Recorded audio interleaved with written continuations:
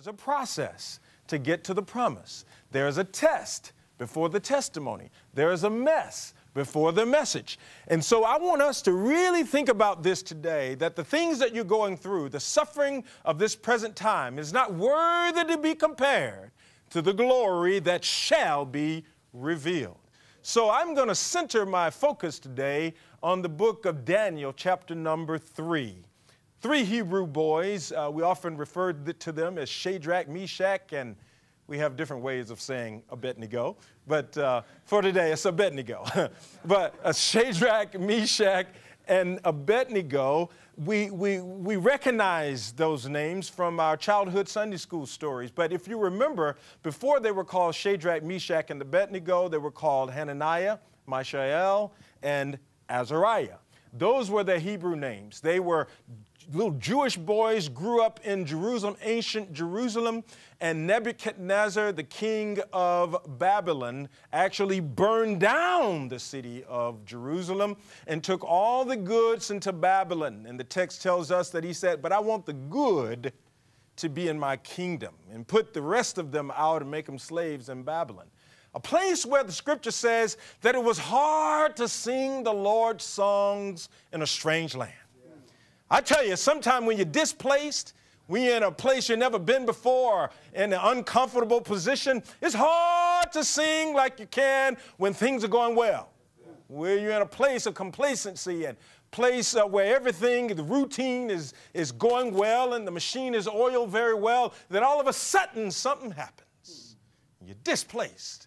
And then he said, I want to take these boys and put them in my palace. I want the smart ones in my palace. But when they were in the palace, he said, but I want to give them new identity, change their names. I tell you, that's the most offensive thing that you can do for somebody, to strip away their names. Reminds me of the Africans who came across transatlantic ocean into the Americas, and one of the things that was stripped from them was their name. Their identity is in their name. One thing they couldn't strip from them is the core of who they were, their souls. And so this is the case with these three Hebrew boys. They can strip away the name that they're known by, but they could not strip away who they understood to be their God. That was the God of the Hebrew people, the God of Abraham, Isaac, Jacob, and Joseph. They had a dedication to their God. And so now they're in the king's palace, and they gain favor in the king's palace. And one day the king decided he wanted to build a golden calf. This is chapter number 3 of Daniel. And he says that I want everybody in the kingdom, from the greatest to the smallest and the smallest to the greatest, because I am the ruler of the world, King Nebuchadnezzar said. I want you to bow down to this statue, to my identity. Have you ever been between a rock and a hard place, where you don't know what to do? It seems like the weight of the world is on your shoulder, and the enemy is before you, and Pharaoh's army is behind you. You know what I'm talking about. When Moses showed up at the Red Sea, and the Red Sea was in front of him, and the Pharaoh's army was behind him. This is kind of how Shadrach, Meshach, and Abednego were. They were in a difficult position because they knew that it was not part of their witness, their identity, the core of who they were, to bow down to a golden calf. Now, some of us would have bowed down and said, in my heart, I'm bowing down to the Lord. You know, oftentimes when I'm preaching and I give the altar call and people, I don't have to go down there. I can just give God my heart. He knows my heart. You're absolutely right. God knows your heart, and you do not have to move one place in order for God to see your heart. God knows the hairs on our heads. Of course, he knew their heart. But God is calling for people not only with a heart for God, but with a public witness. Yes. Oftentimes, we lose our witness because we get distracted by the gold, by money, by prestige, by position. It's easy to be drunk with the prestige of life and lose your focus. Oh, God. The first point I want to share with you today is don't lose your focus. And these were, in general, very respectable boys. They were very respectful of authority. But I got to tell you, sisters and brothers, that it's come a time when we got to resist resistance and be committed to what God has called us to be and to do. It's better for us to obey God better than humankind. And so these three Hebrew boys, when they were faced with this dilemma, where they had to make a choice, am I going to bow to this golden calf, or am I going to remain committed and focused to the thing of God? These boys did not bow. And there's always a hater around, looking around, trying to find fault. You know what I'm talking about. Do you have somebody in your life that you wish would just disappear? Because they become that person that always trying to find fault, always trying to pull your morale down. Your self-esteem is struggling to stay up, and they are always trying to show you where you're wrong and where your faults are. You know, on the one hand, we need those kind of folks in our lives. And on the other hand, we get tired of those kind of folks. We need those kind of people in our lives because they keep us bowed down in prayer and humility to God. But on the other hand, those folks will sometimes deliver us over to greater persecution. And in this case, these people delivered them over to greater persecutions by taking them to the king and saying, listen, king, these boys did not bow. And then the king said, bring them to me. King said, listen, when you hear the music, you must bow down to this golden image. And the guy said, don't bother, king. Don't worry, because we're not going to do it. He said, well, I'm going to turn up the fire, and it's going to be hotter than normal, and I'm going to throw you into the fiery furnace. And they said, listen, O king, if God does not deliver us, we know he can. Yeah. Oh, God. You have to have focus in the face of adversity to be able to hold on to a faith that says, I don't even know what's going to happen, but I'm going to hold on to God. Oh, God, I want to speak to somebody today that's on the precipice of giving up your faith. You're on the verge of giving up because of adversity in your life and pressure that is all around you. You're between a rock and a hard place. You're at a comma, and you think it's a period.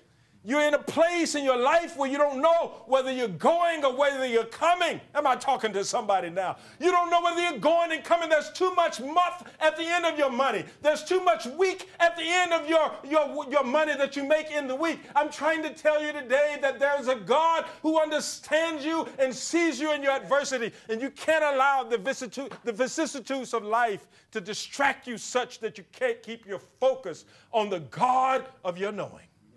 And then the text, it says that they kept their focus and they held on to their faith. The fiery furnace is waiting on them. It's been heated up 7 more times hotter than normal. But they decided that we're not going to acquiesce.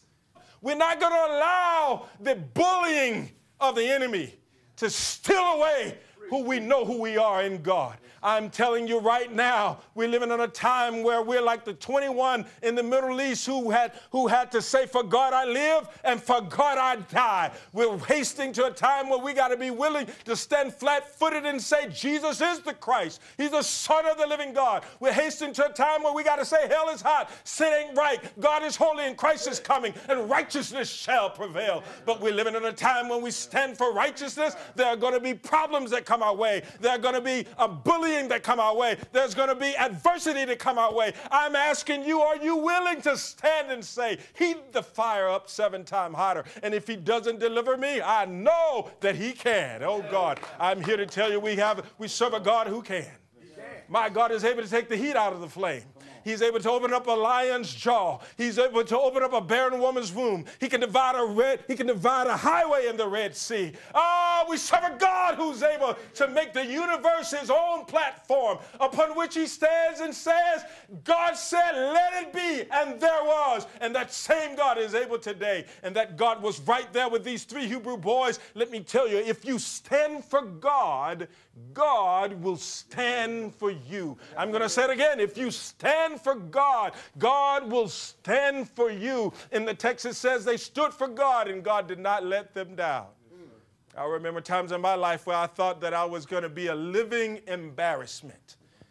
And I said, God, I'm standing out here. I didn't get here because I was jealous of somebody else. I didn't try to take something from somebody. And then when I look and see the adversity that I face, I say, God, if you don't do something, I'm going to be embarrassed. God said that if you do it from your heart, even if this earthly tabernacle be dissolved, you got a new one somewhere over there in the kingdom. Yes, The corruptible is going to give up to incorruption. Oh, God. And these 3 Hebrew boys decided, we're going to do with what God has given us, what God intends for us to do, and that is to be uncompromising and stand up on our faith, believing that if God doesn't, we know he can. And then, because the king was arrogant, and he said, listen, I'm going to show you who's the God. He said, throw them in the fire. The people who threw them in the fire were burned while they were throwing them in the fire because the fire was so hot. I'm here to tell you today, we don't have a Christianity that says that the fire is not hot. These boys were thrown into a real fiery furnace. Real fiery furnace. They can smell the fire, but they didn't smell like the fire. Oh, the fire was so hot that it burned the guys who threw them into the fire. Said it bound them up and threw them into the fire. Bound them up, threw them into the fire. Are you seeing this? They're bound up. They're going to be thrown into the fire. Now, if you're thrown into the fire, you're bound up, then you burn bound up. Yeah. But the text says that the guys who threw them into the fire burned up, and they didn't burn, but they were walking around loose in the fire. Wait a minute. They were bound up when they were thrown into the fire. The fire was so hot that it destroyed the men who threw them into the fire.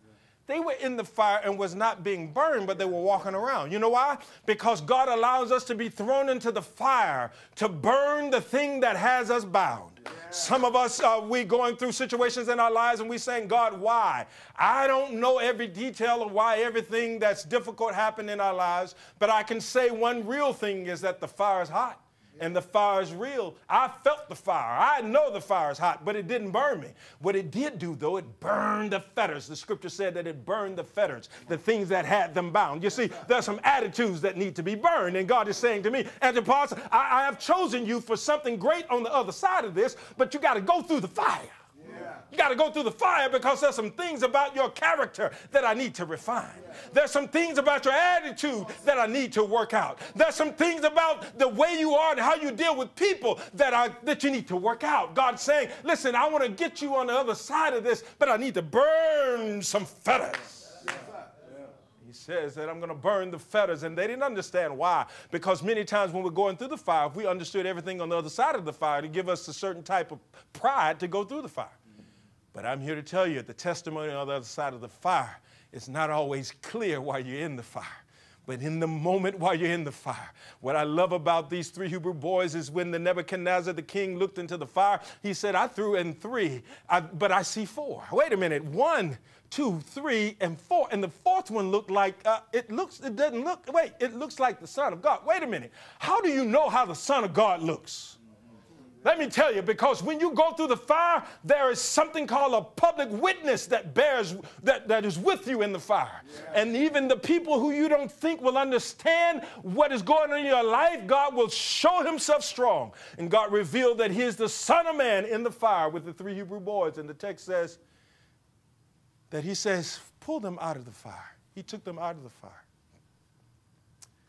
But the Son of Man stayed in the fire, because he knew that you're going to be going through the fire. And while you're in the fire, he wants to burn the fetters and the bounds and the attitudes that are not like God.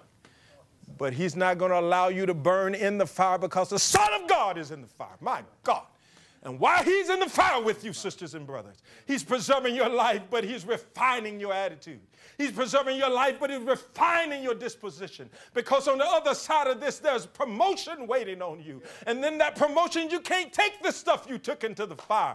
You got to come out pure as gold and go into this place. On the other side, the king brought him out. The king bowed down to the God of the Hebrew boys. And he said, you know what? I'm going to promote you because you stood strong. You kept your focus. You kept your faith, and you went through the fire. Some of us are busy trying to pass out tracts and tell people how they need to come to the Lord. Let me tell you, your greatest witness is your focus, your faith, and how you make it through the fire. Sisters and brothers, I'm trying to tell you right here today that God has another side of this. There's promotion waiting on the other side of this. There's a blessing waiting on the other side of this. There's a testimony on the other side of the test. But you got to go through. You got to go through. You got to go through. You got to go through the fire. Keep your focus. Keep your faith. Go through the fire. There's a testimony on the other side of this.